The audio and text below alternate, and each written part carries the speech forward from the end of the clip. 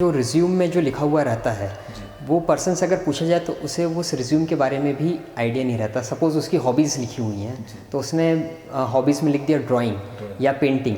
अब जब मैं उस पर्सन से बात करता हूँ कि आपने ड्राइंग की या आपकी बुक्स रीडिंग हॉबी है तो आपने कौन कौन सी बुक्स पढ़ी बताइए। बोले सर ये मुझे तो आइडिया नहीं, मैंने तो एक कैफ़े में एक भैया को बोल दिया था, उन्होंने बना के दे दिया। तो ये कहीं ना कहीं उस चीज़ को दर्शाता है कि आप जॉब के प्रति कितने सीरियस हैं। तो रिज्यूम बनाना भी सबसे छोटा काम है लेकिन वो आपको बहुत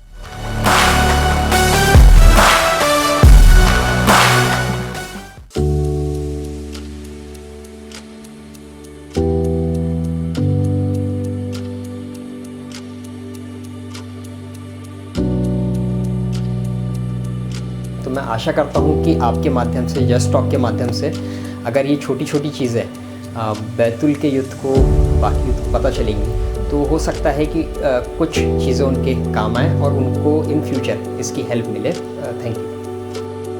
हेलो एवरीवन, नमस्कार। स्वागत है आपका हमारे चैनल जस्ट टॉक पे। आज हमारे बीच जिले के प्रसिद्ध युवा व्यवसायी मिस्टर पल्लव खंडेलवाल जी हमारे बीच उपस्थित हैं। एक कन्वर्सेशन के माध्यम से कुछ प्रश्न हैं जिनके हम उत्तर जानना चाहते। सर, स्वागत है आपका हमारे चैनल पे। थैंक यू रविंद्र जी। पहले आपका बहुत बहुत धन्यवाद मुझे इस फोरम पे इन्वाइट करने के लिए। सर, सर्वप्रथम हम आपके सामान्य परिचय के बारे में जानना चाहेंगे कि आपने एजुकेशन कहाँ कंप्लीट किया जी, और कहाँ फिर आपने आगे का हायर एजुकेशन कहाँ? जी, मेरा जन्म बेसिकली बैतूल में ही हुआ है। मेरा 10th तक का एजुकेशन बैतूल में हुआ था। मैं अप टिल 8th महर्षि विद्या मंदिर में यहाँ पढ़ा हूँ। 9th-10th मेरा गवर्नमेंट स्कूल से हुआ है, एक्सीलेंस। 10th के बाद मेरा हायर एजुकेशन नागपुर से हुआ है। उसके बाद मैंने इंजीनियरिंग भी इन सिविल नागपुर से की। फिर बाद में मैंने 2 साल जॉब किया है L&T में। फिर उसके बाद मैं अराउंड 2014 में फैमिली बिजनेस को ज्वाइन करने के लिए फिर वापस बैतूल आ गया था। तो तब से मैं फिर अभी यहीं हूँ एंड फिलहाल मैं, हमारा ऑटोमोबाइल्स का बिजनेस है, हीरो एंड स्वराज का, तो वो मैं फिलहाल अभी देख रहा हूँ। तो सर, आपने जब आपका पारिवारिक बिजनेस ही इतना बड़ा था तो फिर आपने प्राइवेट जॉब को क्यों? सर एक्चुअली मेरा एक सोचना था कि अगर एक्चुअली पहले तो मेरा डिसाइडेड था नहीं कि मैं बिज़नेस करूंगा या नहीं करूंगा।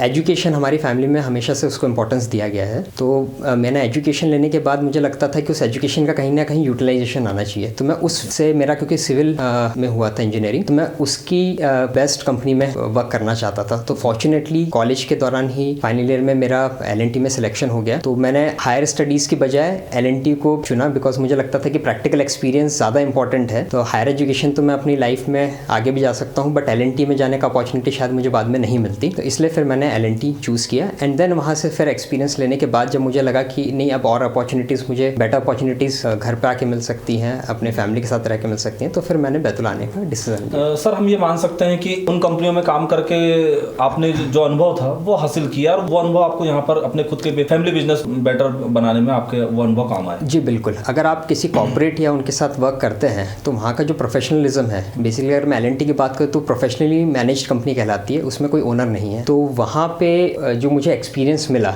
वो डेफिनेटली मुझे यहाँ पे अपने खुद के बिजनेसेस को आगे पुश करने में उसने मुझे बहुत हेल्प। सर, अगली चर्चा पे आते हैं। जॉब जो है सर वो वर्तमान में एक बड़ा नेशनल इशू है। हम देख रहे हैं कि हमारे यंगर लोगों के लिए जॉब के लिए वो यहाँ वहाँ परेशान होते रहते हैं जी। तो इस इशू में सर जो वर्तमान एजुकेशन है, जो हमारा वर्तमान एजुकेशन सिस्टम है, उसकी क्या भूमिका, क्या उसका रोल? तो जॉब में देखिए कि एजुकेशन की बहुत इंपॉर्टेंट भूमिका है। अगर मैं बेसिक स्कूल लेवल एजुकेशन से स्टार्ट करूं तो स्कूल लेवल एजुकेशन में पता है कि आपका जो प्राइमरी एजुकेशन है वो आपका बेस रहता है आपके हायर एजुकेशन के लिए। अगर आपका हायर एजुकेशन सही नहीं है, अगर हमने डिग्री मात्र के पढ़ लिया, जब हम जॉब के लिए, एक्चुअल इंटरव्यूज़ के लिए जब हम अपेयर होते हैं तब हम बिल्कुल ब्लैंक रहता है। यहाँ पे जैसे मैंने फॉर एग्जाम्पल मैंने बैतूल में काफ़ी लोगों के इंटरव्यूज़ लिए हैं हमारी ऑर्गेनाइजेशन में सिलेक्शन के लिए। तो मैंने ये पाया है कि लोगों के पास डिग्रीज तो काफ़ी रहती हैं, मतलब इवन मुझसे ज़्यादा इन टर्म्स ऑफ पेपर मुझसे ज़्यादा क्वालिफाइड रहते हैं। लोगों ने BSc भी किया हुआ है, MSc भी किया हुआ है, ITI भी किया हुआ है, PGDCA भी किया हुआ है। बट जब उनसे पूछा जाता है कि भैया आपका इंटरेस्ट किस पर्टिकुलर फील्ड में है, तो वो इन चारों डिग्रीज में से किसी भी स्पेसिफिक का नाम नहीं ले पाते, किसी भी एक पर्टिकुलर फील्ड का नाम नहीं बता पाते हैं जिसमें उन्होंने इंटरेस्ट के कारण एडमिशन लिया हो और उसमें वो इंटरेस्ट का अपनी लाइन फॉलो कर रहे हो। फिर देन उनका जॉब, फिर मेरा सेकेंडरी क्वेश्चन वही आता है कि फिर आप हमारे यहाँ जॉब के लिए क्यों अप्लाई कर, तो उनका वही आता है कि सर गवर्नमेंट जॉब मुझे नहीं मिल पाई, इस कारण मैं अप्लाई कर रहा हूँ। तो ये उनका वन ऑफ द रीजंस रहता है। तो कहीं ना कहीं मुझे लगता है कि जो वो पर्सन ने 4 या 5 साल उस एजुकेशन को, उस डिग्री को लेने के लिए स्पेंड किया है, वो 4 या 5 साल उसके कहीं ना कहीं वेस्ट हो गए, क्योंकि उस एजुकेशन का उसका यूजफुलनेस भी नहीं आया और आज जॉब भी उसको उस पर्टिकुलर फील्ड का नहीं मिल पा रहा। तो सर वो ये जो मिस्टेक हुई है, ये मिस्टेक फिर हम ये मान सकते हैं कि एजुकेशन सिस्टम की खामियों की वजह से उससे हायर सेकेंडरी स्तर पर ही यदि उससे पूछ लिया जाता है इस बात में कि आपका इंटरेस्ट किस फील्ड में है, किस फील्ड में आप अपना कैरियर बनाना चाहते हैं, तो यदि ये चीज़ उससे वहीं पूछ ली जाती तो उसे फिर यहाँ जो आपने जैसा बताया सर कि 5 साल उसके यहाँ खराब हो जाते हैं, 5 साल का जो टाइम पीरियड होता है उसका वो वेस्ट चला जाता है। तो ये चीज़ें फिर होना चाहिए हर के एजुकेशन सिस्टम में। बिल्कुल, आपका कहना बिल्कुल सही है। हायर एजुकेशन सिस्टम में ऑप्शंस रहते हैं कि आफ्टर 10th आप अपनी चॉइस का सब्जेक्ट ले सकें, लेकिन इसके बावजूद भी क्या होता है कि जैसे आप 11th में जाते हैं तो लोगों को लगता है साइंस एक बहुत अच्छा सब्जेक्ट है, तो लोग साइंस की तरफ अट्रैक्ट हो जाता है बिना साइंस में इंटरेस्ट लिए हुए। सपोज किसी को 10th में अच्छे परसेंट है तो वो टुवर्ड्स साइंस में लेके चले जाता है, जिसके थोड़े कम है वो आर्ट्स में चले जाता है, जबकि हो सकता है कि जिसके परसेंटेज ज़्यादा हो उसका इंटरेस्ट भी आर्ट्स हो, बट उसे लगता है क्योंकि हमारी सोसाइटी इंजीनियर्स एंड डॉक्टर्स की तरफ ज़्यादा ड्रिवन है तो वो उस तरह का एजुकेशन प्रेफर करता है। और यही एक साइकिल ना सिर्फ 11th-12th में रहती है बट आफ्टर हायर एजुकेशन, मतलब आफ्टर ग्रेजुएशन भी यही साइकिल मैंने देखा है कि इंडिया में काफ़ी चलती है। तो अगर फॉर एग्जांपल अगर हम कोई अच्छे कॉलेज से इंजीनियरिंग कर रहा है तो उस पर्सन का फर्स्ट प्रेफरेंस फिर MBA चला जाता है, जबकि अगर हम अब्रॉड में देखें, अगर आप बड़ी यूनिवर्सिटीज़ देखें जैसे हार्वर्ड्स देखें, केलॉग्स देखें, वॉटन देखें, तो यहाँ कहीं पे भी अगर आपको MBA करना है तो आपको मिनिमम पहले 5 से 6 साल का वर्क एक्सपीरियंस लेना है, आपने जहाँ पे काम किया है उनसे आपको रेफरेंसेस लेने हैं एंड उसके बाद ही आपको MBA में एडमिशन दिया जाएगा। रीज़न उनका वही कहना रहता है कि MBA एक मैनेजरल कोर्स है, अगर आपने बेसिक एजुकेशन के बाद, ग्रेजुएशन के बाद ही आप MBA किया और आपने मैनेजरल स्किल्स नहीं देखी या आपने किसी के अंडर में एम्प्लॉयमेंट नहीं लिया तो आप दूसरों को कैसे मैनेज करोगे या फिर आप उस एजुकेशन को कैसे समझोगे। तो ये मुझे लगता है कि इंडिया में यहाँ पे वो एक काफ़ी बड़ा थॉट प्रोसेस में डिफरेंस है लोगों के, तो वो एजुकेशन सिस्टम में वो इम्प्रूवमेंट लाने की काफ़ी ज़रूरत है। तो इसमें गवर्नमेंट भी कुछ स्टेप्स ले रही है जो अभी एजुकेशन पॉलिसी 2020 उन्होंने लाई है, बस इसमें हमें भी समझने की ज़रूरत है, क्योंकि हमारे पेरेंटिंग में भी रहता है कि कई बार बच्चों को फोर्स किया जाता है कि आप एक पर्टिकुलर फील्ड ही चूज़ करें, तो पेरेंट्स को भी समझना पड़ेगा, साथ ही साथ बच्चों को भी जो कॉलेज में पढ़ रहे हैं उनको भी ये समझना पड़ेगा कि अगर आपका इंटरेस्ट है तो आप प्रैक्टिकल एक्सपीरियंस को भी इंपॉर्टेंस दीजिए एंड देन आप एजुकेशन की तरफ जाइए, बिकॉज प्रैक्टिकल एक्सपीरियंस के बिना प्योरली एजुकेशन पे जाना, थ्योरेटिकल नॉलेज लेना, मैं नहीं समझता कि इसके कारण आप सक्सेसफुल बन सकते। सर अक्सर हम देखते हैं हमारे सोसाइटी में जो एक ट्रेंड होता है, जो हमारे देश का सोशल सिस्टम, तो अक्सर उसमें ये माना जाता है कि आपको इस सब्जेक्ट को लेकर या आप मैथ्स लीजिए तो आपको इंजीनियर बनना है या आप साइंस लीजिए तो आपको डॉक्टर बनना है। तो डॉक्टर और इंजीनियर ही हम ये मान के चलते हैं कि वो एक स्टेटस सिंबल है हमारी सोसाइटी का। हमारे सिस्टम में ऐसा क्यों नहीं स्वीकार किया जाता है कि कोई व्यक्ति यदि बहुत अच्छी पेंटिंग बनाता है तो वो अब भविष्य में एक अच्छा पेंटर बन सकता है, कोई बहुत अच्छी ड्राइंग बनाता है तो भविष्य में एक बहुत अच्छा ड्राइंग बन सकता है, जैसा आपने भी बताया। तो हम सिर्फ इंजीनियर और सिर्फ डॉक्टर ही हमारी सोसाइटी के लिए उतनी रिक्वायरमेंट हम माने, ये ठीक नहीं होगा, बल्कि जरूरी ये भी है कि उसका इंटरेस्ट किस दिशा में, वो किस दिशा में अपना भविष्य बनाना चाहता है, उसका इंटरनल इंटरेस्ट है किस सेक्टर को, किस फील्ड को लेकर के, तो उस दिशा के लिए सर आपकी क्या राय है? सर मेरा मानना है कि जैसे अभी मैंने आपका नेशनल एजुकेशन पॉलिसी 2020 के बारे में अपना जिक्र हुआ, तो उसमें ये गवर्नमेंट और जो एजुकेशनलिस्ट जो इस पॉलिसी को ड्राफ्ट कर रहे हैं उनका भी ये मानना है कि हमारा ये डिफरेंसेस कम होने चाहिए, साइंस और आर्ट्स इक्वल है तो ये एंड अदर जो स्ट्रीम्स रहती हैं तो सबको इक्वल वेटेज मिलना चाहिए, तो उसकी वो अपॉर्चुनिटीज क्रिएट कर रहे हैं। सेकेंडली जो हमारे एक डिस्कशन था कि क्यों जॉब्स को इक्वल वेटेज नहीं जाता, मे बी हमारे देश में लगता है कि इंजीनियर्स और डॉक्टर ज़्यादा कमाते हैं इसलिए हमें उस तरफ जाना चाहिए, लेकिन अगर आप बाहर के देशों से समझें या उसमें, तो वहाँ पे हर जॉब को इक्वल इंपॉर्टेंस दिया जाता है। वहाँ पे आपके वेजेस भी आवरली के हिसाब से डिसाइड होते हैं, भले ही आप किसी भी प्रकार की जॉब कर रहे हो, भले ही आप प्लम्बर हो, भले ही इलेक्ट्रिशियन हो, भले ही आप कोई और पर्टिकुलर कारपेंट्री की फील्ड में कर रहे हो। ये ज़रूर है कि आप कोई स्पेसिफिक टेक्निकल आपने एजुकेशन लिया, उसमें आप डॉक्टर बनने के लिए आपने 5 साल स्पेंड किए, तो हाँ थोड़ी सी आपकी सैलरी बेटर होगी या फिर आप उसमें अर्निंग आपकी बेटर हो जाएगी, बट वहाँ पे अगर आपका टाइम स्पेंड हो रहा है, क्योंकि डॉक्टर भी सुबह 9 से शाम के 8 बजे तक टाइम स्पेंड कर रहा है, हो सकता है क्योंकि प्लम्बर भी उतना ही टाइम स्पेंड कर रहा हो, बट हमारे यहाँ पे सैलरी में वास्ट डिफरेंस है, तो वहाँ पे उन्होंने उस चीज़ को कम करने की कोशिश की और उस हिसाब से एजुकेशन सिस्टम तैयार किया है। इंडिया में भी कहने के लिए तो वही है, जैसे अब ITI अगर मैं बात करूँ तो ITI का पर्पस ही वो था कि लोगों को स्पेसिफिक फील्ड में ट्रेन किया जाए, जैसे कि डीजल मैकेनिक्स है, इलेक्ट्रिशियन है, वो है, लेकिन कहीं ना कहीं मुझे लगता है कि बच्चे भी उस फील्ड को इतना अच्छे से नहीं समझते हैं, उन्हें केवल क्योंकि उनको एक जॉब प्राप्त करनी है इसलिए वो उस डिग्री को ले लेते हैं, बट वो डिग्री के अंदर की चीज़ों को सीखते नहीं। और और एंड देन कि अगर वो सिस्टम जो बाहर चल रहा है कि अगर इक्वल पे हमारे यहाँ पे अगर हम ला पाए, ठीक है ना, तो फिर ये मुझे लगता है कि सारी जो भी हमारा बेसिक एजुकेशन कोई भी अगर लेता है तो अगर वो इंजीनियर या डॉक्टर नहीं भी बनता है तो भी उसके लिए एक सोसाइटी में एक अपॉर्चुनिटी रहेगी। तो मुझे इसके माध्यम से मैं एक और चीज़ बताना चाहूँगा कि हमें किसी भी जॉब को अनइक्वली नहीं देखना चाहिए। मतलब कोई छोटा भी जॉब हो तो अगर इंसान उसमें इंटरेस्ट से काम करे तो वो उसमें फ्यूचर में एक बड़ा, अगर सब जॉब नहीं भी ले पाए तो वो कम से कम एंटरप्रेन्योरशिप की तरफ जा सकता है। तो इंटरेस्ट होना जॉब में एक बहुत ज़रूरी है। सर हम जानना चाहेंगे आपसे, जॉब जो है वो आज के वर्तमान युवा पीढ़ी के लिए एक बहुत बड़ा नेशनल इशू है। तो यदि हम एजुकेशन की बात करें, वर्तमान समय में एजुकेशन सिस्टम की बात करें, तो उसका क्या रोल है sir job creation, education policy? Sir education का जॉब में वन ऑफ द बहुत इंपॉर्टेंट रोल रहता है। अगर हम बेसिक एजुकेशन से बात करें, प्राइमरी एजुकेशन से, तो हमारे यहाँ का जो स्ट्रक्चर है, मतलब अगर आप गाँव के रूट लेवल पे प्राइवेट एजुकेशन तो फिर भी ठीक है, अगर आप गवर्नमेंट एजुकेशन सिस्टम की बात करें तो हर स्कूल, हर गाँव में स्कूल्स तो हैं बट वहाँ पे पढ़ाने वाले टीचर्स अच्छे नहीं है, तो बच्चों का जो बेस है वही स्ट्रांग नहीं हो पाता है। तो इवन तो हमारे पास डिग्रीज हो जाती हैं, बच्चों के पास 5th 6th 8th 10th qualify होते हैं, बट उस लेवल का जो नॉलेज आना चाहिए वो बच्चों को नहीं आता। जब आपका फाउंडेशन स्ट्रांग नहीं हो पाता है तो उसके कारण फिर जब हम हायर एजुकेशन की तरफ जाते हैं जो आपकी नींव रखता है किसी भी जॉब के लिए, तो वो हायर एजुकेशन भी फिर हमारा इतना स्ट्रांग नहीं रहता है, तो देन हमें फिर जॉब सर्चिंग करने में इशू जाता है। अब मैं अगर एग्जाम्पल के तौर पर लूँ कि अगर मैं बैतूल की बात करूँ तो बैतूल में भी जिस तरह के, जैसे अगर जो ITIs होती हैं उसके काफ़ी सारे कॉलेजेस हैं, या फिर आपके इस चीज़ में है कि हमारे यहाँ पे जॉब्स को काफ़ी लोग असमानता से देखते हैं जॉब। तो उसमें यह है कि अगर एक प्लम्बर की जॉब है, इलेक्ट्रिशियन की जॉब है और एक किसी टेक्निकल जॉब है, इंजीनियर की जॉब है, तो लोग उसको समान नहीं मानते, और समान तो नहीं है मैं मानता हूँ, लेकिन उस इंसान को उतना रिस्पेक्ट भी नहीं मिलता है। तो कहीं ना कहीं वो एजुकेशन सिस्टम से हमारे में वो हम्बलनेस आती है, नम्रता आती है कि हमसे क्वालिफिकेशन में एक लोअर पर्सन भी है तो भी हमें उसको उतना रिस्पेक्ट देना है। जब उस इंसान को उतना रिस्पेक्ट मिलेगा, जब उसे अपनी जॉब में इंटरेस्ट आएगा, तब वो उसमें और आगे प्रोग्रेस करने की सोचेगा, वो और ज़्यादा एफिशिएंसी से अपना काम कर। बिल्कुल बिल्कुल। तो हमारे यहाँ हमें वही लगता है कि ये टेक्नीशियन या प्लम्बर या इलेक्ट्रीशियन या कारपेंटर ये अच्छे से काम नहीं करते हैं, या लेबर की मैं बात कर लूँ, हम सर इसको सोसाइटी अनबैलेंस मान सकते हैं, लेकिन हमें इनकी भी ज़रूरत है। हम इनके बिना हमारा गुजारा नहीं हो सकता है ना। जितना ही हो सकता है कि आपको इंजीनियर डॉक्टर की ज़रूरत आपकी साल में 2 बार आवश्यकता आती हो, लेकिन प्लम्बर की आपको साल में 10 बार आवश्यकता पड़ती हो, लेकिन जो इंसान की आवश्यकता आपको ज़्यादा है उसी को आप अच्छी नज़र से नहीं देखेंगे। तो वो एक, तो ये एजुकेशन इस में बहुत बड़ा एक रोल प्ले अदा करती है कि अगर आपने सर कैसे दूर किया जा सकता है, इस असमानता को कैसे? सर इस असमानता को मैं अगेन कि आप एजुकेशन सिस्टम को आपको बचपन से आपको सिखाना पड़ेगा बच्चों को कि आपका जॉब प्रोफाइल सेम है। आपको बच्चों को भी इन जॉब्स के प्रति बचपन से पेरेंट्स को भी बताना पड़ेगा, टीचर्स को भी बताना पड़ेगा कि अकेला IAS बनना, डॉक्टर बनना, इंजीनियर बनना, पायलट बनना ये जॉब्स नहीं हैं, अदर जॉब्स भी हैं।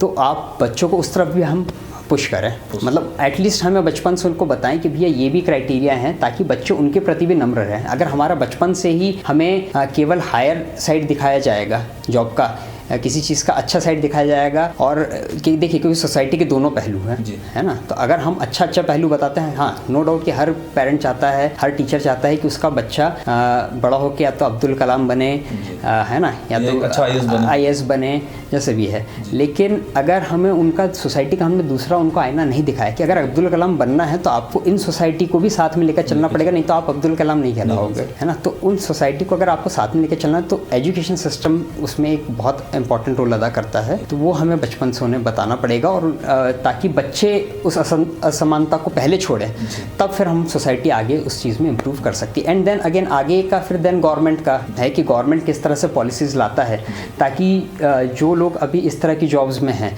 उन लोगों को भी आगे बढ़ने का प्लेटफॉर्म मिले। स्किल इंडिया डेवलपमेंट के हिसाब से आएगा, MSME गवर्नमेंट के वो आते हैं, या स्मॉल स्केल इंडस्ट्रीज़ को गवर्नमेंट सपोर्ट करती है, तो उन प्रोजेक्ट्स के साथ भी हम इन लोगों का अपलिफ्टमेंट प्लान कर सकते हैं। तो सर हम ये मान के चल सकते हैं कि प्राइमरी एजुकेशन में ही बच्चों से ये चीज़ जान ली जाए कि आपका इंटरेस्ट किस फील्ड में है, किस क्षेत्र में आपका इंटरेस्ट है, और क्या आप बनना चाहते हैं। ये चीज़ अगर बच्चे से बचपन में ही उसके प्राइमरी एजुकेशन में यदि जान लिया जाएगा तो फिर उसे उस फील्ड में ही अपना परफॉर्मेंस ज़्यादा बेहतर करने के लिए उसे प्रेरित किया जाएगा जी, ना कि अदर सेक्टर में उसको साइंस या दूसरा सब्जेक्ट को पढ़ने के लिए। मेरा मानना है कि बच्चों को अपॉर्चुनिटी मिलनी चाहिए ये सेक्टर्स के बारे में जानने में, बट अल्टीमेटली चॉइस बच्चों की होनी चाहिए। तो जब बच्चे जब तक 11th-12th में आते हैं तब तक बच्चों को हमें इन सारी फील्ड्स का हमें एक्सपोजर देना ज़रूरी है। उनको हर एक फील्ड के बारे में हमें बताना चाहिए, प्रोज एंड कॉन्स उसके क्या हैं। उसके बाद 11th-12th में जब बच्चे एडल्ट हो जाते हैं, जब वोट दे सकते हैं, तो अपनी फील्ड भी डिसाइड कर सकते हैं। तो वो एजुकेशन के माध्यम से, एजुकेशन पॉलिसी के माध्यम से या पेरेंटिंग या टीचर्स के माध्यम से ये चीज़ें बच्चों को एक्सपोजर मिलना चाहिए, मेरा ये मानना है। सर, हम जानना चाहेंगे कि जॉब में सबसे महत्वपूर्ण फैक्टर क्या होता है? किसी भी एम्प्लॉय को जॉब देने के लिए सबसे महत्वपूर्ण फैक्टर क्या होता है? या हम ये कह लें कि किसी भी एम्प्लॉय को यदि आप हायर करते हो तो आप उसमें सबसे ज़्यादा एम्प्लॉय में क्या देखते हैं, किस चीज़ को सबसे ज़्यादा आप महत्वपूर्ण बिंदु मानते हैं? देखिए, जॉब में जब हम किसी को हायर करते हैं, जैसे हमारी ऑर्गेनाइजेशन में लगभग 150 लोग वर्क कर रहे हैं, तो हर साल 30 से 40 लोग आते हैं जाते हैं, वो पार्ट ऑफ जॉब है। तो मैं मानता हूँ कि बैतूल में इस तरह की जॉब्स काफ़ी हैं, जिस तरह की हम दे रहे हैं ट्रेडिंग में, सेल्समैन में, देन कस्टमर डीलिंग में, सर्विस सेक्टर में। तो इसमें जब मेरे पास पर्सनली जब कोई पर्सन जॉब के लिए आता है तो रिज्यूम लेकर आता है, तो हमें हार्डली 30 सेकंड्स लगता है डिसाइड करने में कि उस पर्सन को जॉब देनी चाहिए या नहीं देनी चाहिए।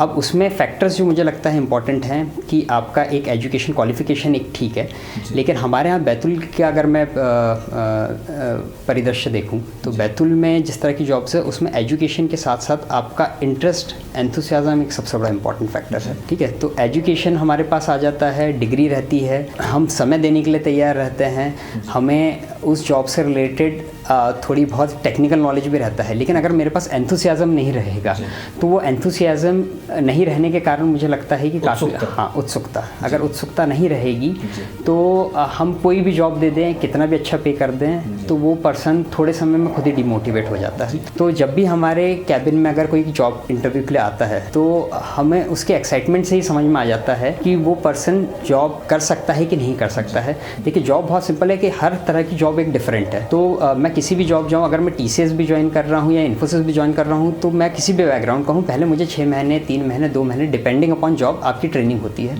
तो वो ट्रेनिंग तो हम भी करवा देते हैं। हर कोई जॉब, आप किसी भी सेक्टर में जाइए, आप कोई भी उस सेक्टर के बारे में जब तक उस सेक्टर में इन्वॉल्व नहीं है, उस सेक्टर के बारे में नहीं जानता, तो उसे कुछ समय की ट्रेनिंग तो हर कोई एम्प्लॉयर देता ही है।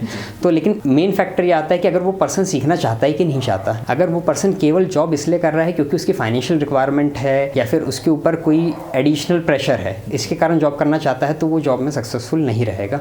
तो वो फैक्टर हमें ढूंढने की कोशिश करते हैं कि क्या ऐसा मोटिवेटिंग फैक्टर है कि वो पर्सन हमारे यहाँ पे जॉब करना चाहता है। तो वो जी सर, जैसा आपने बताया कि हम विदिन 30 सेकंड में हम ये इस चीज़ को रीड कर लेते हैं, तो सर 30 सेकंड में सिर्फ इसी एक फैक्टर को रीड किया जाता है कि किसी एम्प्लॉय को जॉब के लिए वो कितना उत्सुक है, बिल्कुल, वो इस काम को करने के लिए कितना उसके अंदर इंटरनल इंटरेस्ट है उस काम को करने के लिए। बिल्कुल। अगर उसके अंदर इंटरनल इंटरेस्ट है आपके इस काम को, तभी वो मन लगाकर उस काम को कर सकता है। अनदर यदि वो सिर्फ नौकरी करने के लिए, अपनी फाइनेंशियल जरूरतों को पूरा करने के लिए काम कर रहा, तो वो उतना दिलचस्पी से उस काम को नहीं कर पाएगा। देखिए, उसकी उत्सुकता उस काम को करने के लिए होनी चाहिए। बिल्कुल, उत्सुकता उसकी होनी चाहिए। एंड फाइनेंशियल सेकंड पार्ट कि अगर देखिए सबकी फाइनेंशियल ज़रूरतें भी रहती हैं, तो मैंने एक और चीज़ यहाँ पे ऑब्जर्व की है कि लोग कई बार जैसे उनके फाइनेंशियल रिक्वायरमेंट रहती है, तो फाइनेंशियल रिक्वायरमेंट के हिसाब से हाँ तो बोल देते हैं, जॉब स्टार्ट भी कर लेते हैं, लेकिन उसके बाद जब उनका मन नहीं लगता है तो फिर वो सिचुएशन हमारे लिए बड़ी ऑकवर्ड हो जाती है कि वो पर्सन भी काम नहीं कर रहा है, हायर भी कर लिया है उसे, है ना। तो वहाँ अच्छा, एंड उसके बाद कि अगर आपने बात करके आप जॉब भी कर रहे हैं तो आपको फिर देन भले ही छोटी भी जॉब हो तो आपको उसको इंटरेस्ट से करना चाहिए, है ना। क्योंकि अगर आप कोई भी जॉब छोटी या बड़ी हो, जैसे ये मैंने खुद अपने पर्सनल एक्सपीरियंस से सीखा जब मैं L&T में वर्क कर रहा था, कि अगर आप छोटी से छोटी भी चीज़ वहाँ सीखेंगे तो फ्यूचर में आपको कहीं ना कहीं वो आपको मदद करेगी। तो आपका भविष्य केवल मुझसे या आपसे किसी से नहीं जुड़ा है। अगर कोई पर्सन जॉब करना आ रहा है, फ्यूचर में हो सकता है उसको बड़ी अपॉर्चुनिटी मिले, लेकिन वो बड़ी अपॉर्चुनिटी उसको तब मिलेगी कि जब वो आज का काम बखूबी कर रहा हो, इंटरेस्ट से कर रहा हो, ठीक है ना। अगर फाइनेंशियल कंस्ट्रेंट है तो मैं बोलूँगा आप बिल्कुल जॉब मत कीजिए। अगर आपको कोई स्ट्रेन है तो आप जॉब स्विच कीजिए, ठीक है ना। लेकिन एक जगह पे जॉब करना, मतलब मन मार के जॉब करना, वो चीज़ वैसी नहीं होनी चाहिए। उसका पर्सनली इंटरेस्ट होना चाहिए उस काम को करने के लिए, दिलचस्पी जैसे हम कहते हैं। मैं इसी में एक और पॉइंट ऐड करना चाहूँगा कि जैसे हमारे जो भी पर्सन कभी जॉब लेना आता है, वो हमेशा हर पर्सन एक अपना रिज्यूम कैरी करता है। मैंने बहुत बार ये ऑब्जर्व किया है कि जो रिज्यूम में जो लिखा हुआ रहता है, वो पर्सन से अगर पूछा जाए तो उसे उस रिज्यूम के बारे में भी आइडिया नहीं रहता। सपोज़ उसकी हॉबीज़ लिखी हुई नहीं है, तो उसने हॉबीज़ में लिख दिया ड्राइंग या पेंटिंग। अब जब मैं उस पर्सन से बात करता हूँ कि आपने ड्राइंग की या आपकी बुक्स रीडिंग हॉबी है, तो आपने कौन कौन सी बुक्स पढ़ी बताइए। बोले सर ये मुझे तो आइडिया नहीं, मैंने तो एक कैफ़े में एक भैया को बोल दिया था, उन्होंने बना के दे दिया। तो ये कहीं ना कहीं उस चीज़ को दर्शाता है कि आप जॉब के प्रति कितने सीरियस। तो रिज्यूम बनाना भी सबसे छोटा काम है, लेकिन वो आपको बहुत स्किलफुली बनानी चाहिए। और आपके भले ही आप हिंदी में बनाएं, क्योंकि अधिकांश लोग बैतुल में हिंदी मीडियम से आते हैं, तो हमें अपनी मातृभाषा में अपने आप को प्रस्तुत करने में कोई तकलीफ नहीं होना चाहिए। तो आप हिंदी में बनाएं, लेकिन आप अपने मन की बात उसके अंदर लिखें, ताकि कभी रिज्यूम के बेसिस पे आपके कुछ क्वेश्चन किए जाएं तो आप सर हम ऐसा मान सकते हैं कि रिज्यूम खाना पूर्ति नहीं होना चाहिए। यदि उसमें आप कुछ भी मेंशन कर रहे हैं तो उससे रिलेटेड आपको उसका नॉलेज होना। आपने यदि बुक, जैसा आपने अभी बताया कि बहुत सारे जो हैं वो ये लिखते हैं कि हम रीडिंग करते हैं, तो उन्होंने कभी कोई बुक नहीं पढ़ी। यदि आप उनसे पूछते हैं कि आप किसी बुक का नाम बताएं, तो वो उसमें फिर संकोच करते हैं। तो उससे समझ में आता है कि वो खाना पूर्ति के हिसाब से रिज्यूम बनाया गया। बिल्कुल। सर हम जानना चाहेंगे अगले प्रश्न के माध्यम से कि हम देख रहे हैं सर कि सरकार जो है वो गवर्नमेंट के कुछ सेक्टर्स जो हैं उनको प्राइवेटाइजेशन करना चाहती है, तो इसको लेकर के सर आपकी क्या राय है? देखिए सर, कुछ चीज़ों में प्राइवेटाइजेशन मेरे ख्याल से ठीक भी है। रीज़न है कि गवर्नमेंट, सर हम यदि इंडियन इकोनॉमी के परिदृश्य में देखें तो ये कितना आगे प्रभावशाली रहेगा? देखिए सर, गवर्नमेंट का मेन पर्पस रहता है गवर्न करना जी, ठीक है ना। अगर आप बाहर की गवर्नमेंट से कंपेयर करें, दूसरी कंट्रीज जो डेवलप्ड कंट्रीज उनसे कंपेयर करें, तो गवर्नमेंट वहाँ पे मॉनिटरिंग करती है, टैक्सेस कलेक्शन करती है, और जहाँ पे ज़रूरत पड़ती है वहाँ पे इन टैक्सेस को फिर यूटिलाइज़ करती है। तो अगर आज की मैं अगर बात करूँ, फॉर एग्जांपल अभी रिसेंट में एयर इंडिया प्राइवेटाइज हुआ है, ठीक है ना। तो अगर आप एयर इंडिया के लॉसेस देखें, आप पिछले सालों से एक्यूमुलेटेड लॉसेस उसके अभी तक देखें, तो लगभग 70,000 करोड़ का loss air India already 70,000 crore के लॉसेस में था। तो अब गवर्नमेंट उसको नहीं दे तो वो लॉसेस बढ़ते चलाएंगे, और ये अल्टीमेटली ये पैसा आपका और मेरा ही है, ये टैक्स पेयर्स का पैसा है। तो आज इसको प्राइवेटाइज अगर हम करेंगे तो प्राइवेट में मॉनिटरिंग ज़्यादा बेटर रहती है, और गवर्नमेंट इन जहाँ पे जब प्राइवेट सेक्टर दिक्कत में आता है तो गवर्नमेंट उनको सपोर्ट कर सकती है, बिकॉज कहीं ना कहीं जो गवर्नमेंट की मेजर टैक्स रेवेन्यू है वो प्राइवेट सेक्टर से आ रही है। फॉर एग्जांपल आज वोडाफोन और आइडिया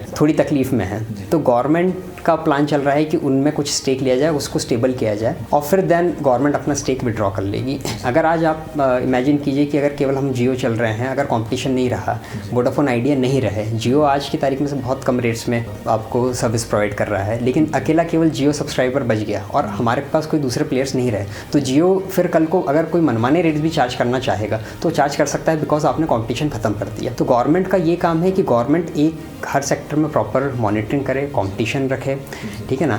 एंड कहीं अगर लॉसेस हो रहे हैं या सोसाइटी को अपलिफ्टमेंट या किसी बिजनेस को, किसी इंडस्ट्रीज़ को प्रमोट करने का स्कीम करे, जैसे गवर्नमेंट ने परफॉर्मेंस लिंक्ड इंसेंटिव्स अभी अनाउंस किया है कि जो भी सेक्टर, जैसे मेडिसिन के केस में हुआ था कोविड के दौरान, या भी फूड इंडस्ट्री में हो रहा है, कि जो भी सेक्टर एक्सपोर्ट करेगा एक मिनिमम टारगेट के ऊपर, तो गवर्नमेंट उन्हें इंसेंटिवाइज करेगी। तो अल्टीमेटली हम ये नहीं देख रहे हैं, मतलब हमें ये नहीं सोचना चाहिए कि गवर्नमेंट उन सेक्टर को, प्राइवेट सेक्टर को पैसा दे रही है तो गवर्नमेंट उसको वेस्ट कर रही है या फिर किसी के फेवर में कुछ काम कर रही है। जब वो प्राइवेट सेक्टर मैन्युफैक्चर करेंगे, परफॉर्म करेंगे, तो गवर्नमेंट को इनडायरेक्टली उससे टैक्स कलेक्शन होगा, जीएसटी कलेक्शन होगा, इनकम टैक्स कलेक्शन होगा, और वही पैसे का एक छोटा सा अंश गवर्नमेंट वापस उस सेक्टर में पंप करती है, जिससे उस सेक्टर को बढ़ावा मिलता है। तो इससे अगेन जॉब जनरेशन होता है। तो मेरा मानना है कि कुछ सेक्टर्स में जहाँ पे गवर्नमेंट फर्म्स को या पीएसयूज को लॉस है, तो वहाँ पे प्राइवेटाइजेशन करना शायद बेटर है, एंड उससे बेटर जॉब अपॉर्चुनिटीज़ क्रिएट होंगी। एंड जो फिर हमारे सेक्टर्स ऐसे हैं जहाँ पे उन फंड्स की ज़रूरत है, तो जो इधर से टैक्स कलेक्शन होगा उन सेक्टर्स में उन फंड्स को देना चाहिए। तो जैसे अब्रॉड में होता है कि कई बार कोविड के दौरान कई लोगों की प्राइवेट जॉब्स चली गई थी, यूएस में है, यूरोप में है, तो वहाँ पे जॉब सिक्योरिटी के इतने अच्छे सिस्टम है कि इवन आपकी प्राइवेट जॉब चली गई है तो भी गवर्नमेंट आपको सर्टेन टाइम तक के सपोर्ट करेगी, तब जब तक आपको आपकी नई जॉब नहीं मिल जाती। तो एक आपको अच्छा खासा एक पैकेज गवर्नमेंट दे रही थी, तो वो इसी कारण दे पाई क्योंकि गवर्नमेंट के पास उतने फंड्स रिजर्व थे। अगर गवर्नमेंट की खुद की एंटिटीज़, जो गवर्नमेंट के खुद की ही कंपनीज हैं, अगर वही लॉस कर रही हैं, तो गवर्नमेंट फिर ये साधारण इंसान को ये बेनिफिट्स नहीं दे पाएंगी, जो मुझे लगता है कि इंडिया में शायद अभी पॉसिबल नहीं हो पा रहा है। तो प्राइवेटाइजेशन कुछ सेंस में ठीक है। हाँ, इससे नो डाउट कि कुछ गवर्नमेंट जॉब्स जाएंगी भी, तो वो आगे टॉप ब्यूरोक्रेटिक लेवल पे डिस्कशन का टॉपिक है कि किन चीज़ों को प्राइवेटाइजेशन करना उचित है और किन चीज़ों को नहीं। लेकिन सर हम देखते हैं कि जिस तरह से इंडियन इकोनॉमी के मॉडल को देखा जाता है तो यहाँ सर प्राइवेटाइजेशन को के विरोध में ज़्यादा आवाज़ें उठती हैं। प्राइवेटाइजेशन को सर मतलब जो आम लोग हैं या जो पॉलिटिकल पार्टियां होंगी वो इसको अगेंस्ट देखती हैं, इकोनॉमिक डेवलपमेंट के अगेंस्ट देखती है कि निजीकरण जो है वो जॉबलेस करेगा इकोनॉमिक। नहीं सर, मेरा ऐसा नहीं मानना है। मतलब मैंने जो आपको बताया कि टैक्स कलेक्शन, जीएसटी कलेक्शन, ये सब चीज़ आपको प्राइवेट सेक्टर दे रहा है और गवर्नमेंट एक कैपेसिटी तक आपको अब्जॉर्ब कर सकती है। ठीक है, गवर्नमेंट ने अगर जॉब फॉर एग्जांपल बैंक्स बनाए हैं, पीएसयू बैंक है, तो अल्टीमेटली किसको सपोर्ट कर रहा है? प्राइवेट सेक्टर को। अगर गवर्नमेंट का ऑयल मैन्युफैक्चरिंग ओएमसीज हैं, ऑयल मार्केटिंग कंपनीज है, तो किसके लिए कर रही हैं? उनका सबसे बड़ा परचेजर्स कौन है? आज आप मैं जो लोग प्राइवेट बिजनेसेस कर रहे हैं, जो जॉब्स में हैं वो कर रहे हैं। तो जिस समय उन चीज़ों की ज़रूरत थी, जिस समय प्राइवेट प्लेयर्स वहाँ पे मौजूद नहीं थे, उस समय गवर्नमेंट ने डिसीजन लिया पीएसयूज और उनको बनाने का। तो उस समय के हिसाब से वो डिसीजन मेरे ख्याल से तब के लिए ठीक होंगे। लेकिन आज जब मैं अगेन बोल रहा हूँ कि अगर कोई चीज़ लॉस मेकिंग है, अगर सेम चीज़ मैं आपको बताऊँ कि अगर आपका बिजनेस है, अगर वो बहुत लॉस मेकिंग है, तो आप उसको हमेशा के लिए कंटिन्यू नहीं कर सकते जस्ट बिकॉज कि गवर्नमेंट के पास टैक्स के तौर पे एक अच्छा खासा पीछे से बैकअप है। तो इसका मतलब ये नहीं है कि हम उस टैक्सेस का यूटिलाइजेशन प्रॉपर नहीं करें। वो हम फंड को जहाँ जरूरत है, वो अननेसेसरी वेस्ट नहीं जाना चाहिए। वो टैक्स कलेक्शन जो है वो अननेसेसरी वेस्ट नहीं जाना चाहिए। वो अननेसेसरी वेस्ट नहीं जाना चाहिए। एंड उसका हर रूप में सिर्फ देश के विकास के लिए ही उसका प्रयोग होना चाहिए। एंड आप अगर प्राइवेट कंपनीज देखें, अगर आप टाटा एंड सन्स देखें, आप रिलायंस देखें, आप विप्रो देखें, तो इन लोगों ने जितनी जॉब्स क्रिएट की हैं, आईटी सेक्टर्स ने जितनी जॉब्स क्रिएट की हैं, तो मुझे नहीं लगता कि इतनी किसी और सेक्टर में या फिर गवर्नमेंट सेक्टर के थ्रू ये जॉब्स देना पॉसिबल था। और उसमें आपके ग्रोथ के स्कोप भी बहुत अच्छे हैं। गवर्नमेंट सेक्टर में आप एक देश तक ही सीमित रह सकते हैं, लेकिन अगर आप प्राइवेट सेक्टर में जाते हैं, अगर आपके पास कुछ ऐसे आइडिया हैं, आप स्टार्टअप्स के थ्रू वर्क कर रहे हैं, तो आप अपने आइडिया को एक वर्ल्ड लेवल प्लेटफॉर्म आप दे सकते हैं। तो मुझे लगता है कि हाँ, गवर्नमेंट का कुछ पार्ट होना ज़रूरी है मॉनिटरिंग और उसके लिए, बट प्राइवेट सेक्टर को इस नज़रिए से देखना गलत सोच होगी। एंड प्राइवेट सेक्टर एक कहीं ना कहीं एक सर्विस में भी बहुत ज़्यादा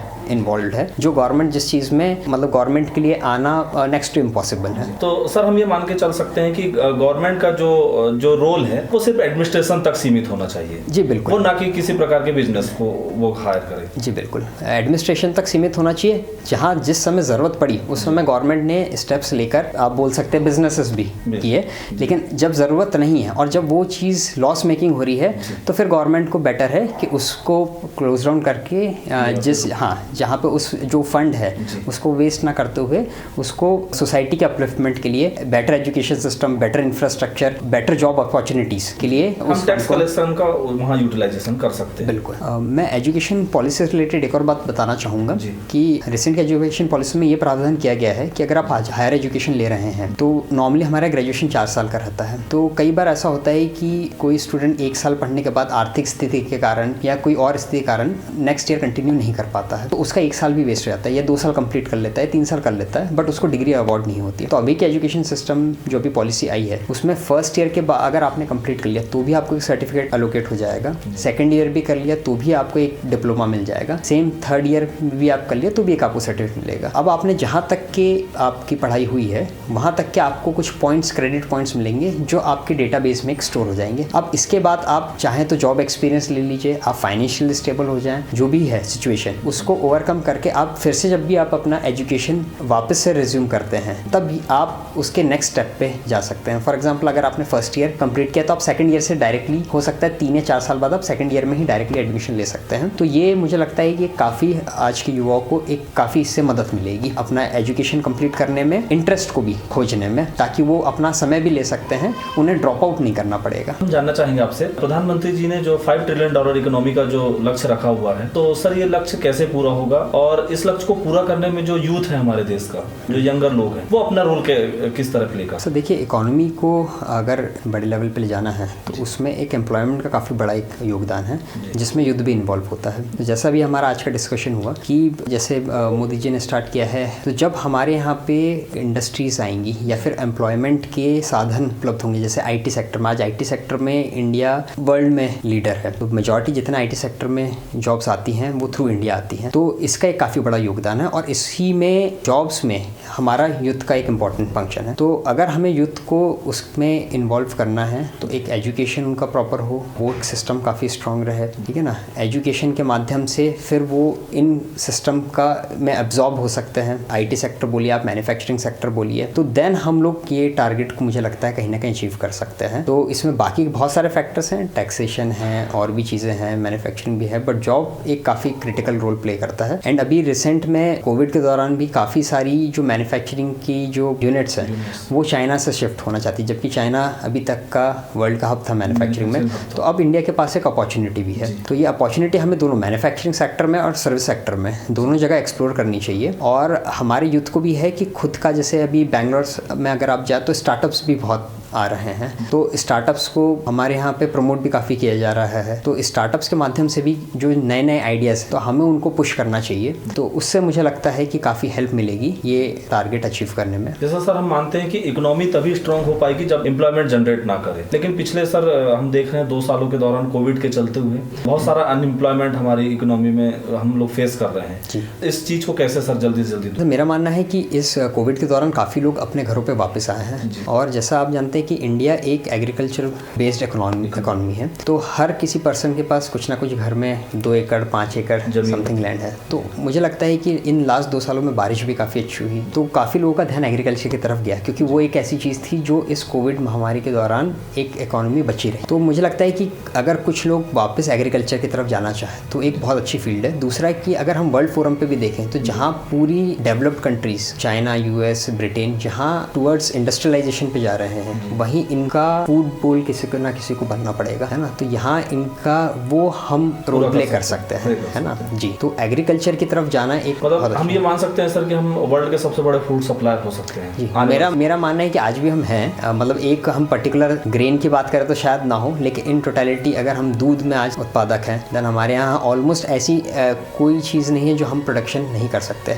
हमारे यहाँ का क्लाइमेटिक कंडीशंस बहुत अच्छी हैं, तो हमें एग्रीकल्चर की तरफ जाना चाहिए ताकि हमारी दीगर चीज़ों पे भी जॉब डिपेंडेंसी भी थोड़ी कम होगी, क्योंकि वो हमारा एक प्लस पॉइंट है और हमारे भारत के डीएनए में वो स्टार्टिंग से जुड़ा हुआ है। तो एग्रीकल्चर हमारी इस तरह की चीज़ों को सपोर्ट करेगा। एंड देन कि अब कोविड का असर थोड़ा कम हुआ है, तो फिर जब वापस नॉर्मलाइजेशन आएगा तो मुझे लगता है कि मैन पावर किसी भी इंडस्ट्री के लिए सबसे की पॉइंट है। तो जॉब्स की अपॉर्चुनिटी भी फिर जितनी तेज़ी से जॉब गई थी उतनी तेज़ी से ही जॉब की अपॉर्चुनिटीज़ भी आनी चालू हो जाएंगी। बट इन बिटवीन आपको एक सोचने का मौका मिला है कि अगर आप किसी और फील्ड में कुछ कर सकते हैं या खुद एंटरप्रेन्योर बन सकते हैं, एग्रीकल्चर की फील्ड में कर सकते हैं, तो डेफिनेटली इस समय को उस चीज़ के लिए हमें यूटिलाइज करना चाहिए। तो सर आपको कितनी संभावना लगती है कि कितना समय लगेगा हमें इस $5 ट्रिलियन इकोनॉमी वाले ग्रुप में शामिल होने? सर अगर सारी चीज़ें ठीक रहती हैं तो शायद मेरे ख्याल से ये लक्ष्य तो 2024-25 का फाइनेंशियल ईयर का लिया हुआ है। तो अगर मेक इन इंडिया सक्सेसफुल रहता है, हमारी एजुकेशन पॉलिसी ठीक तरह से काम करती है, एंड मेन चीज़ है कि हमारा यूथ रियलाइज़ करता है कि हमें केवल एजुकेशन केवल एक डिग्री मात्र के लिए हमें नहीं प्राप्त करना है, हमें जिस फील्ड में इंटरेस्ट है उस फील्ड को हम परस्यू करें और उस फील्ड से भी हम अपनी जीविका